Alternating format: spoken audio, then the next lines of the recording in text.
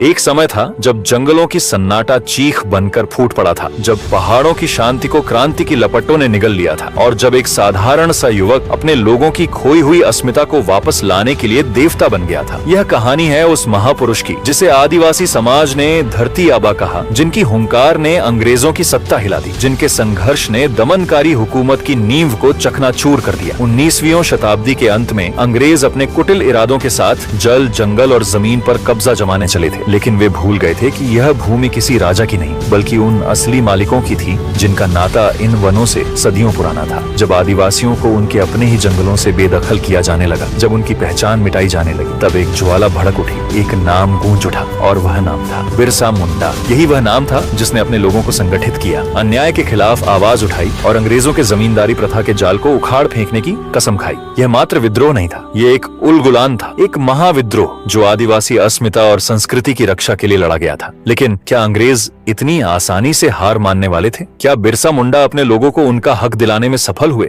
या फिर इतिहास ने उनके साथ कोई ऐसा खेल खेला जिसे जानकर आपका हृदय कांप उठेगा? तो चलिए शुरुआत करते हैं उस महानायक की गाथा से, जिसे धरती का पिता कहा गया। वह योद्धा जिसने आदिवासियों की खोई अस्मिता को वापस लाने के लिए पूरी सत्ता से टकराने की ठानी। वह नायक जिसका नाम अंग्रेजों के लिए एक भय था और अपने लोगों के लिए एक आस। शुरू करते हैं बिरसा मुंडा की वो कहानी जिसे आपसे छिपाया गया। तो बात है उस सर्द नवंबर की रात की, जब रांची जिले का उलिहातू गांव चारों तरफ से जंगलों और पहाड़ियों से घिरा हुआ था। आसमान साफ था, सितारे चमक रहे थे, मानो कुछ खास होने की खबर दे रहे हों। हवा ठंडी थी, पेड़ों के पत्तों को हिलाते हुए हल्की सीटी बजा रही थी। गांव में एक छोटी सी झोपड़ी थी, मिट्टी की दीवारें, ऊपर घास की छत। अंदर कर्मी हटू नाम की औरत दर्द से कराह रही थी। उसका पेट फूला हुआ था, बच्चा आने वाला था। बाहर गांव की कुछ औरतें इकट्ठा थीं, कोई मंत्र पढ़ रही थी, कोई हाथ जोड़कर अपने जंगल के देवताओं से दुआ मांग रही थी। पास ही सुगना मुंडा खड़ा था, चुपचाप, मन में उथल पुथल लिए। कुछ बुजुर्ग पेड़ के नीचे बैठे धीमी आवाज में बात कर रहे थे, भगवान सब ठीक कर देगा।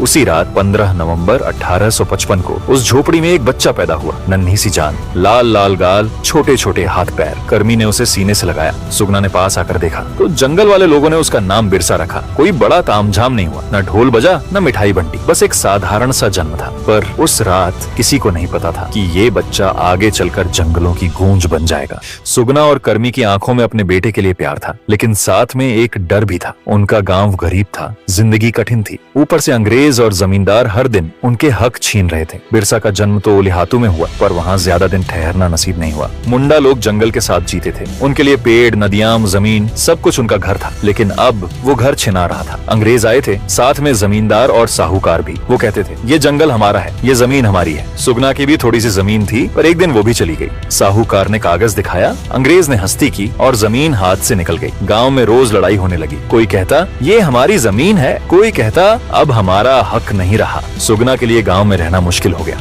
उसने सोचा कहीं और चलते हैं, शायद वहाँ चैन मिले। तो सुगना ने अपनी बीवी, बच्चों और थोड़ा सा सामान लिया और चाकर धोड़ा चला गया। वहाँ जंगल था, पर वो पहले जैसा नहीं रहा। अंग्रेजों ने नियम बना दिए थे, लकड़ी काटनी है तो पैसे दो, जंगल में घुसना है तो कर दो। सुगना सोचता ये क्या बात हुई, जो हमारा था उस पर अब किराया देना पड़े। वहाँ भी हालात ठीक नहीं हुए। साहूकारों का डर, अंग्रेजों का दबाव, सब कुछ वैसा ही था। मजबूरी में सुगना ने फिर से सामान बांधा और बांध सजोरी की तरफ चल पड़ा। नन्हा बिरसा ये सब देख रहा था। अभी वो मात्र 4-5 साल का ही था। उसे समझ नहीं आता था कि माँ पापा बार बार सामान क्यों बांधते हैं, गांव क्यों छोड़ते हैं। पर उसकी आंखों ने बहुत कुछ देख लिया, अपने लोगों को रोते हुए, जंगल से बेदखल होते हुए। एक दिन वो अपनी माँ से पूछ बैठा, हम कब तक ऐसे भटकते रहेंगे? कर्मी ने उसे गले लगाया पर जवाब नहीं दे पाई। बिरसा के मन में एक सवाल पक्का हो गया, हमारी जमीन पर हमारा हक क्यों नहीं है? बिरसा के घर में खाना कभी पूरा नहीं होता था। कर्मी सुबह उठती, जंगल से लकड़ी लाती, फिर उसे बेचकर थोड़ा सा अनाज खरीदती। घर में 4 लोग थे, सुगना, कर्मी, बिरसा और उसका बड़ा भाई कोहड़ा। जो अनाज आता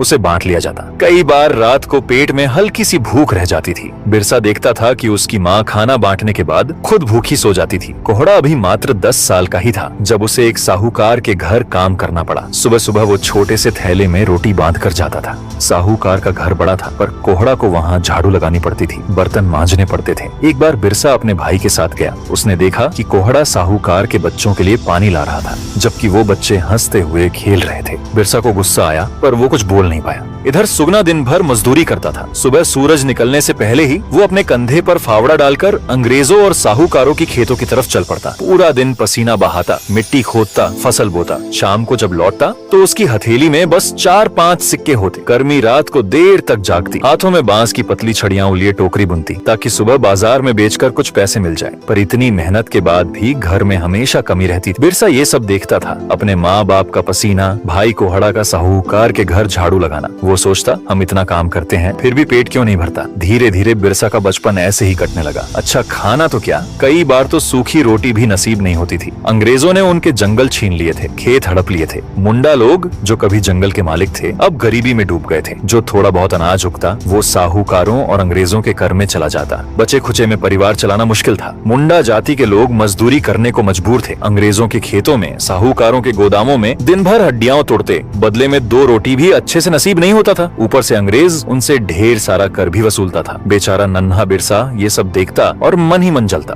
उसे समझ नहीं आता था कि उनके साथ ऐसा क्यों हो रहा है। बिरसा जो अब 6 से 7 साल का हो चुका था, जंगल में भेड़ बकरियां चराना उसका रोज का काम बन गया। वह सुबह सुबह घर से निकलता, अपने कंधे पर एक छोटी सी गठरी और हाथ में बांस की छड़ी लिए जंगल की शांति में बैठकर उसने बांसुरी बजाना शुरू किया। पहले तो वह सिर्फ हवा में फूंक मारता, लेकिन धीरे धीरे उसने धुनें निकालनी शुरू की। उसकी बांसुरी की आवाज इतनी मधुर थी कि जंगल के पंछी भी चुप होकर सुनते। गांव वाले कहते, ये लड़का कुछ खास है, इसकी धुन में जादू है। बांसुरी के साथ साथ उसने एक तारा भी बनाया, बांस का एक टुकड़ा और उस पर तार चढ़ाकर। ये एक तारा उसके साथ हर वक्त रहता, कभी कमर पर लटका तो कभी हाथ में थमा। गांव के अखाड़े में कुश्ती लड़ना भी उसे पसंद था। वहाँ वह अपने दोस्तों के साथ मिट्टी में लौटता, धूल उड़ाता और हंसते हंसते एक दूसरे को पटखनी देता। उसका शरीर मजबूत था, कद लंबा और चेहरा ऐसा कि देखने वाले ठिठक जाएं। उसकी आंखों में एक चमक थी जो दूर से भी नजर आती थी। गांव की औरतें उसे देखकर कहती, यह लड़का बड़ा होकर कुछ बड़ा करेगा। लेकिन गरीबी ने उसे ज्यादा दिन खेलने कूदने का मौका नहीं दिया। 8 से 9 साल की उम्र में उसे काम की तलाश में निकलना पड़ा। सबसे पहले वह अपने मामा के गांव वायुभट्टू गया। वहाँ उसने 2 साल तक मजदूरी की। सुबह से शाम तक खेतों में हल चलाना, पानी ढोना और मवेशियों को चराना, यह उसकी जिंदगी का हिस्सा बन गया। फिर वह अपनी मौसी जोनी के साथ उनके ससुराल खटंगा पहुंचा। वहाँ भी उसने मेहनत की, लेकिन इन सब के बीच उसने अपने समुदाय की हालत को करीब से देखा। मुंडा लोग अपनी जमीन खो रहे थे। अंग्रेजों ने खूंट कट्टी व्यवस्था को खत्म कर दिया था, जिसके तहत आदिवासियों की जमीन सामूहिक रूप से उनके कब्जे में रहती थी। अब जमींदार और साहूकार उनकी जमीन हड़प रहे थे और अंग्रेज उनकी मेहनत का फायदा उठा रहे थे। बिरसा के मन में यह सब देखकर एक सवाल उठने लगा, हमारा हक हमें क्यों नहीं मिलता। बिरसा की जिंदगी में एक बड़ा बदलाव तब आया जब वह सालगाह गांव पहुंचा। वहाँ के एक शिक्षक जयपाल नाग, जो बिरसा को कभी कभी पढ़ा देते थे, वे बिरसा की प्रतिभा से प्रभावित हो गए। जयपाल ने सुगना से कहा, इस लड़के में कुछ बात है, इसे पढ़ने का मौका दो। लेकिन गरीबी के कारण गांव के स्कूल में पढ़ाना मुश्किल था। जयपाल ने सुझाव दिया कि बिरसा को जर्मन मिशनरी स्कूल में भेजा जाए, जहां मुफ्त शिक्षा मिलती थी, मगर इसके लिए एक शर्त थी, ईसाई धर्म अपनाना। सुगना और कर्मी को यह बात नागवार गुजरी और वो बिरसा को स्कूल नहीं भेजी। परंतु इन्हीं मुश्किल दिनों में गांव में कुछ नए मिशनरी लोग आए। मिशनरी का मतलब ऐसे लोग जो किसी धर्म का प्रचार करते हो। वो लोग सफेद कपड़े पहनते थे, चेहरों पर मुस्कान लिए बड़े बड़े वादे करते थे। कहते, हम तुम्हारी जिंदगी बदल देंगे, कपड़े देंगे, खाना देंगे, बच्चों को स्कूल भेजो, बस हमारे साथ आओ, ईसाई बन जाओ। गांव के लोग गरीबी से तंग थे। कुछ को ये बात लुभाने लगी। सुगना भी इनकी बातें सुनता था। एक दिन उसने सोचा, हमारी जिंदगी तो वैसे भी मुश्किल है, अगर बिरसा पढ़ लिख लेगा तो शायद उसका भविष्य हमसे बेहतर होगा। उसने बिरसा को मिशनरी स्कूल भेजने का फैसला किया। 1886 के दशक की शुरुआत में बिरसा ने ईसाई धर्म अपनाया और उसका नाम बिरसा डेविड रखा गया। वह चाईबासा के जर्मन मिशनरी स्कूल में दाखिल हुआ। स्कूल गांव से थोड़ा दूर एक चर्च के पास था। वहाँ लकड़ी की बेंच थी, दीवार पर क्रॉस लटक रहा था। बिरसा को एक किताब थमाई गई, स्लेट दी गई। ध्यान देने वाली बात है कि बिरसा बचपन से ही तेज दिमाग के था। अक्षर जल्दी पकड़ लेते, गिनती जल्दी सीख ली, पर जो कुछ स्कूल में सिखाया जाता वो उसे अंदर से हिला देता था। उस समय मुंडा लोग जो अपने सारना धर्म को मानते थे, जंगल, पहाड़ और प्रकृति की पूजा करते थे, उन्हें मिशनरी जंगली कहते और उनके रीति रिवाजों को नीचा दिखाते। साथ ही अंग्रेजों की नीतियां भी बिरसा को परेशान करने लगी। उसने देखा कि कैसे जमींदारों को उनकी जमीन सौंप दी जा रही थी और कैसे उसके लोग भूखे मर रहे थे। ऐसे ही एक दिन स्कूल में मिशनरी ने कहा, तुम्हारा पुराना धर्म झूठा है, ईसा मसीह ही सच्चा रास्ता है। बिरसा चुप रहा, लेकिन उसके मन में तूफान उठने लगा। उसने सोचा, हमारे पुरखों ने हमें जो सिखाया वह झूठ कैसे हो सकता है। हमारे जंगल, हमारे पहाड़, हमारी आत्मा, ये सब तो हमारा सच है। उसने स्कूल छोड़ने का फैसला किया। 1890 के आसपास वह अपने गांव लौट आया और अपने असली धर्म की ओर वापस मुड़ा। यह वक्त था जब बिरसा एक बच्चे से युवा बन रहा था और उसके मन में अपने लोगों को बचाने की आग सुलगने लगी थी। 1890 का दशक शुरू होते होते बिरसा एक लंबा, मजबूत और तेज तर्रार युवा बन चुका था। उसका कद करीब 6 फीट के आसपास था, कंधे चौड़े और हाथ पैर इतने ताकतवर कि वह एक झटके में भारी पत्थर को उठा लेता।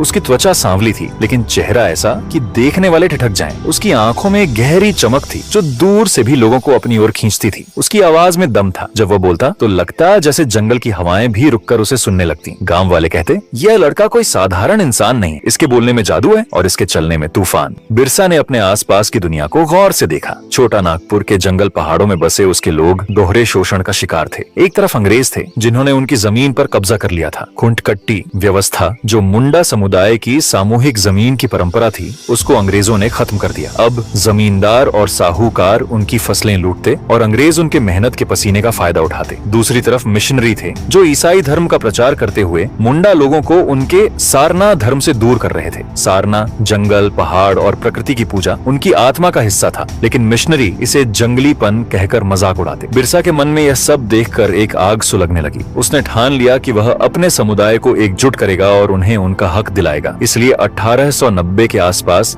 बिरसा ने एक नया रास्ता चुना। उसने अपने लोगों को उनके पुरखों की राह पर लौटाने के लिए एक नया धर्म शुरू किया, जिसे बिरसैत कहा गया। उसने खुद को ईश्वर का दूत घोषित किया। ये कोई अहंकार नहीं था, बल्कि एक जरूरत थी। अपने लोगों को एक नई पहचान और ताकत देने की जरूरत। उसकी सभाएं जंगलों में होती थीं। वह किसी ऊंचे पत्थर या पहाड़ी की चोटी पर खड़ा होता। उसके पीछे घने सागौन और साल के पेड़ लहराते और सामने हजारों की भीड़ उसकी एक एक बात को सुनने के लिए बेकरार रहती। उसकी आवाज गूंजती, हमारी जमीन हमारी माँ है, इसे बचाना हमारा धर्म है। अंग्रेज और मिशनरी हमारे दुश्मन हैं। हमें अपने पुरखों के रास्ते पर लौटना होगा। उसने लोगों को साफ सुथरा जीवन जीने की सलाह दी। शराब छोड़ो, वह कहता, यह हमें कमजोर बनाती है। रोज प्रार्थना करो, अपने जंगल और पहाड़ों को पूजो। उसका कहना था, सारना हमारा सच्चा धर्म है, जंगल हमारा मंदिर है, पहाड़ हमारा देवता है और नदियां हमारी जीवन रेखा है। उसकी बातें सुनकर लोग मंत्र मुग्ध हो जाते। वह हर सभा में एक खास प्रार्थना करवाता। लोग हाथ जोड़कर आंखें बंद करके जंगल की ओर मुंह करके खड़े होते और उसके साथ दोहराते, हे सिंगबोंगा, हमें रास्ता दिखा, हमारी धरती को बचाने की ताकत दे। यह प्रार्थना सिर्फ शब्द नहीं थी, बल्कि एक क्रांति का बीज थी। यहाँ मैं बताता चलूं कि सिंगबोंगा मुंडा आदिवासी समुदाय के सर्वोच्च देवता हैं। इन्हें सूर्य का देवता भी माना जाता है। सिंगबोंगा को ब्रह्मांड का निर्माता भी कहा जाता है। बिरसा सिर्फ एक नेता या संत नहीं था, वह जंगल का एक बेटा था जिसे प्रकृति की हर बूटी का इल्म था। बचपन से ही जंगल में भेड़ चराते वक्त उसने पेड़ पौधों को करीब से देखा था। उसकी माँ कर्मी और दादी उसे जड़ी बूटियों के बारे में बताती थी। ये पत्ती बुखार ठीक करती है, यह जड़ घाव भरती है। बिरसा ने इसे गंभीरता से लिया और 1890 के दशक में उसने जड़ी बूटियों की पढ़ाई को और गहराई से सीखा। वह जंगल में घंटों घूमता, अलग अलग पौधों को छूकर देखता, उनकी गंध सूंघता और उनके गुणों को आजमाता। उसका ज्ञान इतना गहरा था कि वह किसी को देखते ही उसकी बीमारी समझ जाता। एक बार एक गांव वाला उसके पास आया जिसके पैर में गहरा घाव था। बिरसा ने उसे बैठाया, पास की झाड़ी से कुछ पत्तियां तोड़ी, उन्हें पीसकर घाव पर लगाया और ऊपर से एक साफ कपड़ा बांध दिया। उसने कहा, 3 दिन तक इसे ऐसे ही रखना। तीसरे दिन वह आदमी ठीक होकर वापस आया और बिरसा के पैरों में गिर पड़ा। गांव में ऐसी कई कहानियां फैलने लगी। कोई बुखार से तप रहा होता तो बिरसा नीम और तुलसी की पत्तियों का काढ़ा बनाकर पिलाता। किसी के पेट में दर्द होता तो वह अजवाइन और सौंफ का मिश्रण देता। लोग उसे वैद्य बिरसा भी कहने लगे। उसकी दवाएं मुफ्त थीं और उसका इलाज ऐसा कि बड़े बड़े हकीम भी हैरान रह जाएं। उसने अपने अनुयायियों को भी यह कला सिखाई। वह कहता, जंगल हमारा खजाना है, इसमें हर मर्ज की दवा छिपी है, हमें इसे सीखना होगा। उसकी यह कला न सिर्फ लोगों का भरोसा जीतती थी, बल्कि उनके बीच उसकी लोकप्रियता को और बढ़ाती थी। बिरसा की बातों और उसके कामों का असर ऐसा था कि मुंडा लोग उसके पीछे चल पड़े। खरिया और ओरांव समुदाय के लोग भी उससे जुड़ने लगे।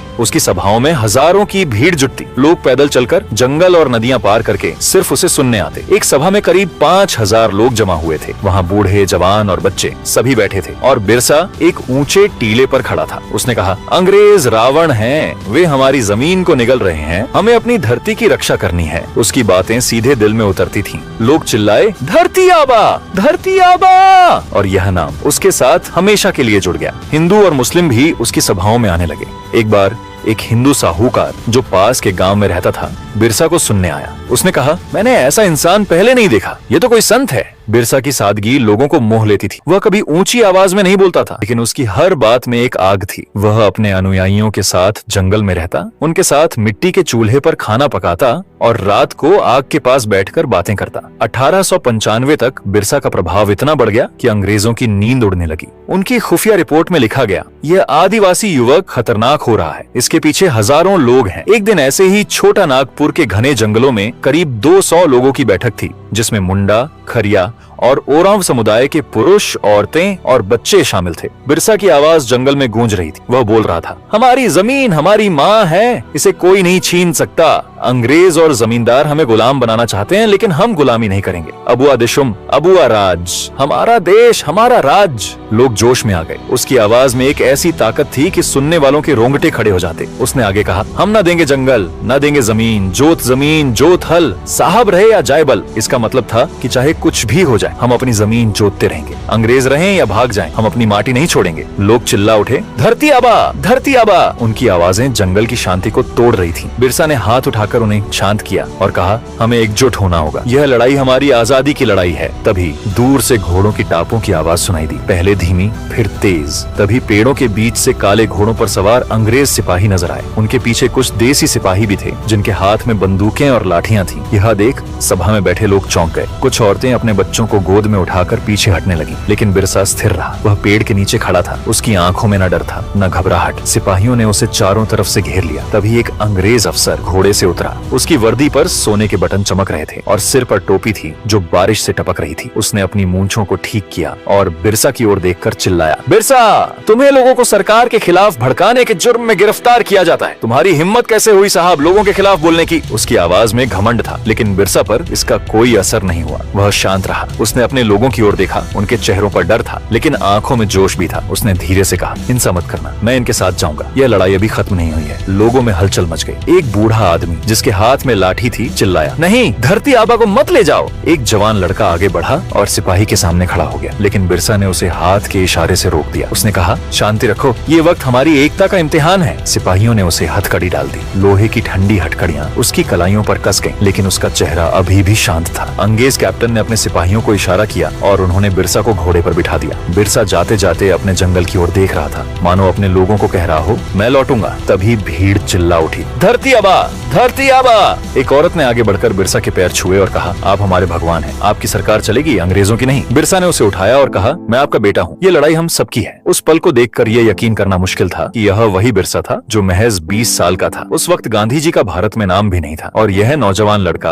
अपने भाषणों और लोगों को जोड़ने की नीति से अंग्रेजों के दम निकाल रहा था। उसके नारे अबुआ दिशुम, अबुआ राज और जोत जमीन, जोत हल, साहब रहे या जायबल हर मुंडा के दिल में बस गए थे। लोग उसे एक दिव्य पुरुष मानने लगे थे। उनका विश्वास था कि बिरसा ही उनका असली नेता है, जो उन्हें अंग्रेजों और जमींदारों के चंगुल से आजाद कराएगा। तब 25 नवंबर 1895 को रांची की एक छोटी अदालत में बिरसा का फैसला सुनाया गया। जज ने कागज पढ़ते हुए कहा, बिरसा मुंडा, तुम पर सरकार के खिलाफ भड़काऊ भाषण देने का आरोप है। तुमने लोगों को विद्रोह के लिए उकसाया है। भारतीय दंड संहिता की धारा 205 के तहत तुम्हें दोषी पाया गया है। जज ने सजा सुनाई, 2 साल की सश्रम कारावास की सजा, इसके साथ 50 रुपए का जुर्माना भी लगाया जाता है। बिरसा ने कुछ नहीं कहा। उसने अपने वकील की ओर देखा, जो एक साधारण वकील था, जिसे गांव वालों ने किसी तरह पैसे इकट्ठा करके भेजा था। वकील ने कहा, माय लॉर्ड, बिरसा ने सिर्फ अपने लोगों की भलाई के लिए बात की, उसने हिंसा नहीं की। लेकिन जज ने उसकी एक न सुनी। बिरसा को हजारीबाग जेल भेजने का आदेश दे दिया गया, जहाँ बिरसा को दिन में 8 घंटे सश्रम कारावास करना पड़ता था। उसे कोल्हू में बैल की तरह जुताया जाता, जहाँ उसे अनाज पीसना पड़ता था। जेल के बाहर बिरसा के अनुयायी चुप नहीं बैठे थे। उन्होंने जेल के बाहर प्रदर्शन शुरू कर दिए। हर हफ्ते सैकड़ों लोग हजारीबाग जेल के बाहर जमा होते और नारे लगाते, धरती आबा को रिहा करो, भगवान बिरसा की चलेगी सरकार। अंग्रेज अफसरों को डर था कि अगर बिरसा को ज्यादा दिन जेल में रखा गया तो विद्रोह और भड़क सकता है। इसीलिए उन्होंने उसकी सजा को जल्दी खत्म करने का फैसला किया। 30 नवंबर 1897 को बिरसा को रिहा कर दिया गया। लेकिन बिरसा के जेल काटने की अवधि में ईसाई मिशनरियों ने भोली भाली जनता को ईसाई अधिक से अधिक संख्या में बनाए थे। उसी वक्त अकाल भी पड़ा। ईसाई मिशनरियों ने भोली भाली आदिवासियों को ईसाई बनने की शर्त पर अकाल से बचाने में मदद की थी। उसके जेल से छूटने के समाचार से ईसाई मिशनरी काफी चिंतित थे। जेल से लौटने के बाद बिरसा और महिमा मंडित हो गया था। उसके दर्शन के लिए चकदल में भीड़ उमड़ने लगी। लोग अपने प्रिय नेता का दर्शन पाकर धन्य हो रहे थे। जेल से लौटने के बाद बिरसा ने सबसे पहले उन मिशनरियों को जवाब देना शुरू किया जो उसके लोगों को ठग रहे थे। उसने देखा था कि जेल में मिशनरी कैसे कैदियों को ईसाई धर्म अपनाने के लिए मजबूर करते थे। बाहर आकर उसने अपने लोगों को इकट्ठा किया और कहा, ये मिशनरी हमें भोली भाली जनता समझते हैं। वे हमें हमारी जड़ों से काटना चाहते हैं, लेकिन हम अपनी संस्कृति नहीं छोड़ेंगे। सारना हमारा धर्म है और जंगल हमारा मंदिर। बिरसा ने अपने आंदोलन को अब धार्मिक और राजनैतिक रूप देना शुरू किया। उसने अपने अनुयायियों को एकजुट करते हुए कहा, हमें सिर्फ अंग्रेजों से नहीं बल्कि इन मिशनरियों से भी लड़ना है। वे हमारे लोगों को लालच देकर, डराकर और झूठ बोलकर हमें तोड़ना चाहते हैं, लेकिन हम टूटेंगे नहीं। उसने अपने आंदोलन को बिरसैत के रूप में और मजबूत किया। उसने सभाओं में कहा, हमारा धर्म हमें एकजुट करता है, यह हमें ताकत देता है और हमारा राज, अबुआ राज, हमें आजादी देगा। बिरसा ने अपने लोगों को संगठित करना शुरू किया। उसने हर गांव में अपने भरोसेमंद साथियों को भेजा जो लोगों को एकजुट करते। उसने अपने आंदोलन को एक सशस्त्र विद्रोह का रूप देना शुरू किया। उसने कहा, अब वक्त आ गया है कि हम हथियार उठाएं। जंगल हमारा किला है और तीर कमान हमारा हथियार। उसने अपने अनुयायियों को जंगल में छिपने और गुरिल्ला युद्ध की रणनीति सिखाई। यह वही रणनीति थी जिसने बाद में उल गुलान को जन्म दिया। धीरे धीरे बिरसा अपने धर्म से लोगों को जोतने लगे और तभी 1819 का साल बिरसा मुंडा की जिंदगी का सबसे बड़ा मोड़ लेकर आया। हजारीबाग जेल से रिहा होने के बाद बिरसा और मजबूत हो चुका था। उसने जेल के अंधेरे में जो कष्ट सहे वे उसके लिए एक सबक थे। उसने समझ लिया था कि अंग्रेजों और उनके साथी जमींदारों को शांतिपूर्ण तरीके से नहीं हराया जा सकता। अब वक्त था हथियार उठाने का। उसने अपने लोगों को इकट्ठा करना शुरू किया। चक्रधरपुर, ऊंटी और तम्हाड़ के जंगलों में उसने गुप्त सभाएं की। इन सभाओं में वह ऊंचे पत्थरों पर खड़ा होता। वह कहता, अब बातों से काम नहीं चलेगा, हमें अपनी ताकत दिखानी होगी। अंग्रेजों ने हमारी जमीन छीनी, हमारी संस्कृति को मिटाने की कोशिश की। अब वक्त है कि हम जवाब दें। बिरसा ने अपने अनुयायियों को हथियार उठाने के लिए तैयार किया। उसने 6000 से ज्यादा आदिवासियों को एकजुट किया। मुंडा, खरिया और ओरांव समुदाय के लोग, इनमें जवान लड़के, बूढ़े और यहाँ तक की औरतें भी शामिल थीं। उनके हथियार साधारण थे, तीर कमान, भाले और कुल्हाड़ियां। ये हथियार जंगल से ही बनाए गए थे। बांस के डंडों को तेज करके तीर बनाए गए और पत्थरों को रगड़कर भाले की नोक तैयार की गई। बिरसा ने अपने लोगों को गुरिल्ला युद्ध की रणनीति सिखाई। वह कहता, जंगल हमारा किला है, हमें अंग्रेजों को सीधे नहीं लड़ना। हम हमला करेंगे और जंगल में गायब हो जाएंगे। उसकी रणनीति साफ थी, छोटे छोटे दलों में हमला करना, दुश्मन को परेशान करना और फिर जंगल की गहराइयों में छिप जाना। उसने अपने अनुयायियों को हर गांव में फैलाया। हर गांव से कुछ लोग चुने गए जो बिरसा के संदेश को आगे ले जाते। बिरसा का नारा था, अंग्रेजों को भगाओ, अपनी जमीन बचाओ। यह नारा हर गांव में गूंजने लगा। लोग अपने घरों में, खेतों में और जंगलों में यही नारा दोहराते। बिरसा की सेना तैयार थी। अब वक्त था उल गुलान महाविद्रोह की शुरुआत का। क्रिसमस के आसपास बिरसा ने खूंटी, तम्हाड़, बसिया और रांची में विद्रोह फैलाया। उसने अपने लोगों को 4 दलों में बांटा। हर दल में 1500 से 2000 लोग थे। उसने कहा, पुलिस चौकियां, सरकारी इमारतें, जमींदारों के घर और चर्च, सब कुछ निशाना होगा। 25 दिसंबर 1999 की रात को खूंटी की एक पुलिस चौकी पर पहला हमला हुआ। रात के सन्नाटे में तीरों की बौछार हुई। चौकी के 5 सिपाही घबरा गए। बिरसा के लोग चौकी पर टूट पड़े, उसे आग लगा दी और सिपाहियों को जंगल में खदेड़ दिया। अगले कुछ दिनों में तमाड़, बसिया और रांची में भी हमले हुए। बिरसा की सेना ने सरकारी इमारतों को जलाया। बिरसा की रणनीति गुरिल्ला युद्ध की थी। वह हमला करता और जंगल में गायब हो जाता। अंग्रेज उसे पकड़ नहीं पाते थे। उसका नारा, अंग्रेजों को भगाओ, अपनी जमीन बचाओ, हर गांव में गूंजने लगा। अंग्रेजी हुकूमत की नींद उड़ गई। रांची में अफसरों की बैठकें शुरू हो गईं। एक अंग्रेज अफसर ने कहा, यह जंगली हमें तबाह कर देगा, इसे जल्दी पकड़ना होगा। 9 जनवरी 1900 को डुमरी की सैल रकाब पहाड़ी पर अंग्रेजों ने बिरसा के समर्थकों को घेर लिया। बिरसा ने 2000 अनुयायियों के साथ वहां डेरा डाला था। बिरसा अपने लोगों को संबोधित कर रहा था, हम हार नहीं मानेंगे, ये हमारी जमीन है। अचानक अंग्रेज सिपाहियों की 300 की टुकड़ी पहुंची। उनके पास बंदूकें और तोपें थीं। एक अंग्रेज कैप्टन ने कहा, बिरसा आत्मसमर्पण कर दो। बिरसा ने जवाब दिया, हम मरने को तैयार हैं। इधर से तीरों की बौछार शुरू हुई और उधर अंग्रेजों ने बंदूकें चलाईं। गोलियां बरसीं और सैकड़ों आदिवासी मारे गए। खून से पहाड़ी लाल हो गई। बिरसा ने अपने लोगों को जंगल में पीछे हटने का इशारा किया और खुद भी छिप गया। अंग्रेज उसे पकड़ नहीं सके। सैल रकाब की लड़ाई के बाद अंग्रेजों ने बिरसा पर 500 रुपए का इनाम रखा। हर गाँव में उसकी तलाश शुरू हुई, लेकिन बिरसा जंगल की गहराइयों में छिपता रहा। उसने अपनी छोटी सी सेना को फिर से संगठित किया और कहा, यह हार नहीं, जंग की शुरुआत है। बिरसा मुंडा का आंदोलन इतना उग्र हो गया था कि अंग्रेज अब किसी भी हालत में उन्हें पकड़ दहना चाहता था। इसलिए 3 फरवरी 1900 की रात को चक्रधरपुर के जामकोपाई जंगल में बिरसा अपने 10-12 साथियों के साथ सो रहा था। तभी बिरसा के ही दल का एक आदमी 500 रुपए के लालच में उसकी खबर अंग्रेजों को दे दी। अंग्रेज सिपाहियों ने चुपके से उसे घेर लिया और सोते हुए हथकड़ी डाल दी। तभी एक अंग्रेजी कैप्टन ने कहा, अब तुम्हारी जंग खत्म हुई। बिरसा ने जवाब दिया, मेरी जंग कभी खत्म नहीं होगी। सिपाहियों ने उसे रांची जेल ले गए। रास्ते में गांव वाले रोने लगे। धरती आबा को पकड़ लिया गया। इधर जेल में बिरसा की हालत दिन ब दिन बिगड़ने लगी। उसे कम खाना दिया जाता था, सड़ी रोटियां और गंदा पानी दिया जाता था। इतिहासकारों में इस पर आज भी बहस चलती है। कुछ इतिहासकार कहते हैं कि बिरसा की मौत हैजे से हुई। वे दावा करते हैं कि जेल की गंदगी और खराब पानी के कारण उसे हैजा हो गया, जिससे उसकी हालत बिगड़ गई। लेकिन कई अन्य इतिहासकार इस बात से इत्तेफाक नहीं रखते। उनका मानना है कि अंग्रेजों ने बिरसा को धीरे धीरे जहर देकर मार डाला। कहा जाता है कि अंग्रेज सिपाही रोज बिरसा को पानी में थोड़ा थोड़ा जहर मिलाकर देते थे। यह जहर इतना कम था कि तुरंत असर न करे, लेकिन धीरे धीरे उसके शरीर को कमजोर कर दे। बिरसा की सेहत दिन प्रतिदिन खराब होती गई और तभी 9 जून 1900 का दिन आया। सुबह की धूप जेल की खिड़कियों से अंदर आ रही थी, लेकिन बिरसा की कोठरी में अंधेरा छाया हुआ था। उस दिन उसकी सांसें धीरे धीरे थम गई। वह सिर्फ 25 साल का था, लेकिन उसने इतना कुछ कर दिखाया कि उसकी उम्र से उसकी उपलब्धियां कहीं बड़ी थीं।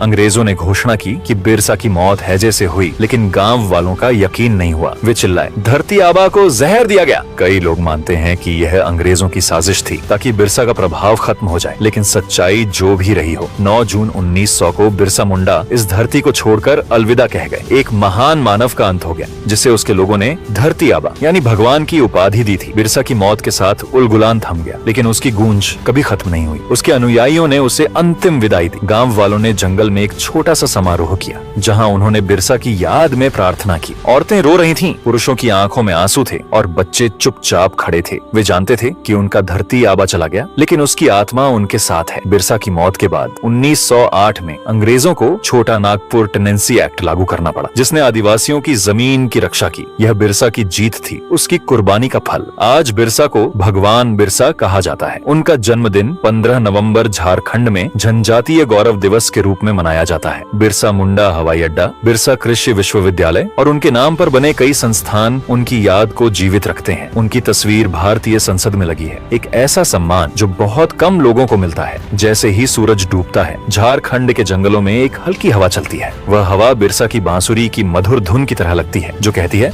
मैं चला गया, लेकिन मेरा सपना जिंदा है। धरती आबा की कहानी सिर्फ एक इतिहास नहीं, बल्कि हर उस दिल की धड़कन है जो अपने हक के लिए लड़ता है। उसकी आंखों में चमकती आग, उसके नारे अब्बुआ दिशुम, अब्बुआ राज, और उनकी हिम्मत आज भी हमें प्रेरित करती है। बिरसा मुंडा चले गए, लेकिन वे हमें एक सबक सिखा गए कि अपने जमीन के लिए लड़ो, अपनी पहचान के लिए लड़ो और कभी हार मत मानो। एक ऐसा नायक जिसने अपनी माटी, अपनी संस्कृति और अपने लोगों की आजादी के लिए अपनी पूरी जिंदगी समर्पित कर दी। लेकिन आज मेरे मन में एक गहरा सवाल उठ रहा है और मैं आप सभी से इसे साझा करना चाहता हूँ। क्या आपको नहीं लगता कि हमारे इतिहास की किताबों में बिरसा मुंडा जैसे नायकों को लिखा ही नहीं जाता? हमारे स्कूलों और कॉलेजों में पढ़ाए जाने वाले इतिहास में बड़े बड़े राजा महाराजाओं और अंग्रेजी हुकूमत की कहानियां तो हैं, लेकिन बिरसा जैसे वीर जो अपने खून पसीने से अपनी जमीन बचाने लड़े, उनके बारे में चुप्पी क्यों साधी जाती है? क्या यह जानबूझकर किया जाता है ताकि हम अपनी जड़ों और अपने असली नायकों से दूर रहें? यह सवाल मेरे दिल को कचोटता है और मुझे लगता है कि यह आपके मन में भी आना चाहिए। कृपया नीचे कमेंट करके अपनी राय जरूर साझा करें। बताएं कि क्या आपको लगता है कि हमारे इतिहास की किताबों में बिरसा मुंडा जैसे नायकों को जगह मिलनी चाहिए? साथ ही मुझे यह भी बताएं कि अगली बार आप किस वीर या वीरांगना की कहानी सुनना चाहेंगे। मैं आपके सुझावों के आधार पर अगली कहानी लेकर आऊंगा। तब तक अपना ध्यान रखें, अपने आसपास के लोगों से प्यार करें और अपनी जड़ों को याद रखें। इस वीडियो को देखने के लिए आपका बहुत बहुत धन्यवाद। तब तक के लिए जय हिंद, जय आदिवासी।